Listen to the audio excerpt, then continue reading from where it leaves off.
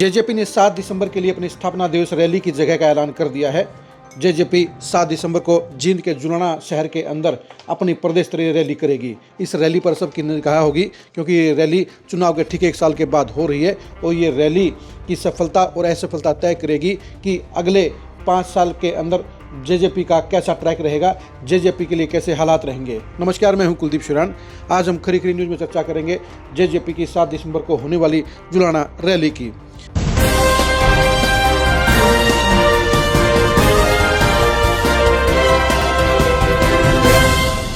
JJP के लिए Julana rally की बड़ी अहमियत है क्योंकि ये पॉलिटिकल तौर पर जेजेपी के लिए ऐसे हालात में रैली होगी जब जेजेपी गर्दिश के दौर से गुजर रही है। यानी जो हालात इनेलो के लिए 2018 से 2023 तक रहे थे, वही हालात आज की तारीख में जेजेपी के लिए बने हुए हैं। क्योंकि 2019 के अंदर जहां इनेलो का एक विधायक था, वहीं 2024 के चुनाव में जेजेपी का खाता नहीं खुला और दुष्यंत चौटाला खुद की जमानत भी गंवा बैठे। ऐसे में जेजेपी के लिए सबसे बड़ी चुनौती यही है कि अभय चौटाला ने जो 25 सितंबर को रोहतक में रैली की थी, उससे बड़ी रैली करना जेजेपी के लिए बेहद ज़रूरी हो गया है। यानी चाचा अभय चौटाला ने भतीजे दुष्यंत चौटाला के लिए बड़ी लकीर खींच दी है। लेकिन सबसे बड़ी दिक्कत यह है कि दुष्यंत चौटाला के लिए इनेलो से बड़ी रैली करना मुमकिन नहीं है क्योंकि आज की तारीख में इनेलो मजबूत हो चुकी है। इनेलो के साथ बड़े नेता जुड़ने शुरू हो गए हैं और रोहतक के अंदर इनेलो ने 25 सितंबर पर देवीलाल जयंती पर ज़बरदस्त रैली करके ये बता दिया है कि वो वापसी के ट्रैक पर लौट आई है। ऐसे में 7 दिसंबर को जेजेपी के लिए जुलाना में इनेलो की रोहतक रैली का जवाब देना बेहद ज़रूरी हो गया है। लेकिन हालात ऐसे हैं कि पूरी कोशिश के बावजूद भी जेजेपी इनेलो से बड़ी रैली नहीं कर सकती है क्योंकि आज की तारीख में जेजेपी बेहद कमज़ोर चल रही है। बेशक से अजय सिंह चौटाला, दुष्यंत चौटाला और दिग्विजय चौटाला जेजेपी की मजबूती के लिए लगातार प्रयास कर रहे हैं, लेकिन यह भी सच्चाई है कि जितनी तेज़ी से इनेलो मजबूत हुई है, उसी स्पीड से जेजेपी उसके साथ नहीं चल पा रही है। यानी ये मानकर चलें कि अगर 100 की स्पीड में इनेलो दौड़ रही है तो जेजेपी की गाड़ी अभी 30 की स्पीड में यानी 2 नंबर के गियर पर चल रही है। इसलिए जेजेपी की जुलाना रैली की अहमियत बड़ी हो जाती है और जेजेपी को इस रैली को हर कीमत पर सफल बनाना होगा। यानी अगले 20 दिन के दौरान अजय सिंह चौटाला, दुष्यंत चौटाला और दिग्विजय चौटाला को इस रैली के लिए जहां बड़ा जनसंपर्क अभियान चलाना होगा, वहीं अपने कैडर के हर नेता और हर वर्कर को इस रैली की कामयाबी के लिए झोंकना होगा।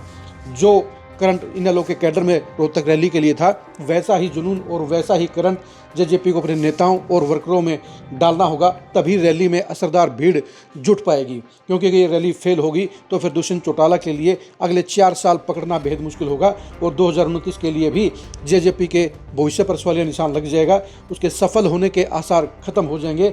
इसलिए जेजेपी को जुलाना रैली को हर कीमत पर सफल बनाना होगा। अब देखने की बात यही रहेगी कि अजय सिंह चौटाला, दुष्यंत चौटाला और दिग्विजय चौटाला जुलाना रैली के लिए क्या पैतरा अपनाते हैं, कितनी कोशिश करते हैं और किस तरह से इस रैली को सफल बनाने का काम करते हैं।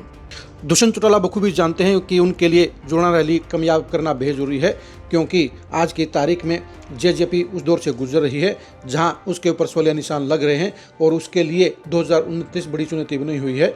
जुलाना का सिलेक्शन भी काफ़ी सोच समझ कर किया गया है क्योंकि 2019 में जींद जिला ही जेजेपी के लिए सबसे बड़ी ताकत थी। जींद और हिसार जिले ऐसे थे जिन्होंने 3-3 विधायक देने का काम किया था और अब 2029 के लिए भी दुष्यंत चौटाला की निगाह जींद जिले पर है और इसलिए काफ़ी सोच समझकर जुलाना का सिलेक्शन किया गया है। बेशक से 2024 के चुनाव में जुलाना सीट के ऊपर जेजेपी के विधायक रहे अमरजीत ढांडा को महज 2300 वोट मिले थे, लेकिन इसके बावजूद दुष्यंत चौटाला ने जुलाना के ऊपर भरोसा जताने का काम किया है। उनको उम्मीद है कि जुलाना में बड़ी असरदार भीड़ उमड़ेगी और जेजेपी की रैली कामयाब होगी और इसी उम्मीद को पूरा करने के लिए दुष्यंत चौटाला को अगले 20 दिन बड़ी मेहनत करनी होगी।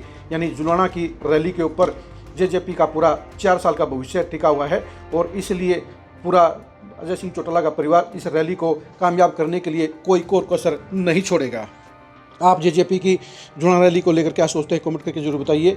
जेजेपी रोहतक की इनेलो की रैली के मुकाबले में कितनी बड़ी रैली कर पाएगी, इसके बारे में भी कमेंट करके जरूर बताइए। आप जेजेपी से जुड़ी हुई एक्सक्लूसिव खबरों को जानने के लिए लगातार खरी खरी न्यूज़ के साथ बने रहिए। आप हमारे फेसबुक पेज को फॉलो कीजिए, आप हमारे यूट्यूब चैनल को सब्सक्राइब कीजिए। नमस्कार।